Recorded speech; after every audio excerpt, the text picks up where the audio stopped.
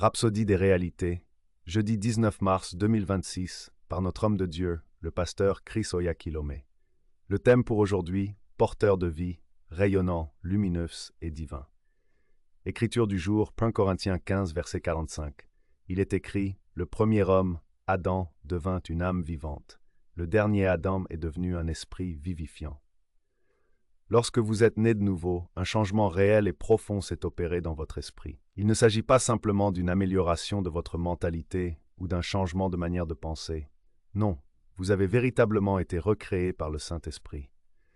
C'est pourquoi l'Écriture affirme « Si quelqu'un est en Christ, il est une nouvelle créature ». 2 Corinthiens 5, verset 17. C'est une vérité fondamentale. Alors que l'homme naturel, celui qui n'est pas né de nouveau, est terrestre et n'est qu'une âme vivante, vous êtes, vous, un esprit qui communique la vie. Vous portez l'image du céleste. Le premier homme tiré de la terre est terrestre, le second homme est du ciel. Tel est le terrestre, tels sont aussi les terrestres, et tel est le céleste, tels sont aussi les célestes. 1 Corinthiens 15, versets 47-48. Vous êtes un être céleste. Alléluia. Vous n'êtes pas de ce monde. Votre vie provient du Seigneur Jésus-Christ, le second et dernier Adam. Il est le chef d'une nouvelle race, celle de la nouvelle création.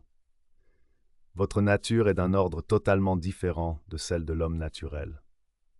Par exemple, même si vous avez les mêmes parents biologiques qu'un frère ou une sœur qui n'est pas né de nouveau, vous n'appartenez pas au même royaume.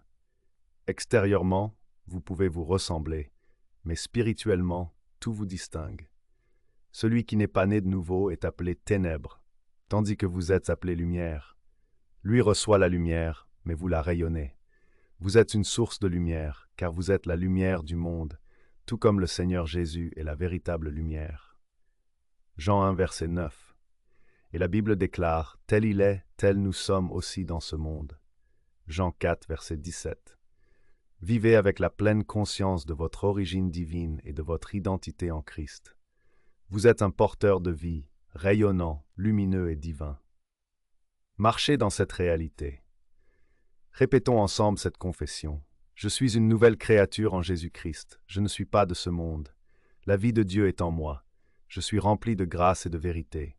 Je suis un porteur de vie, rayonnant, lumineux et divin. Je marche dans la réalité de mon héritage et de mon identité en Christ, et j'impacte mon monde par la gloire de Dieu.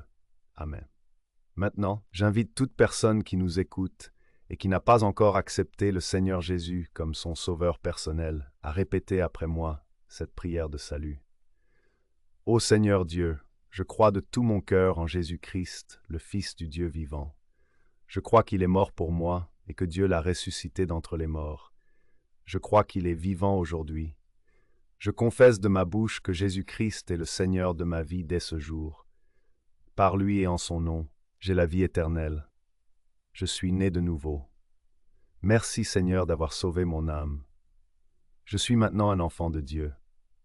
Je vous encourage maintenant, suite à cette prière, à vous rendre dans une église locale et à participer à des études bibliques afin de nourrir votre âme.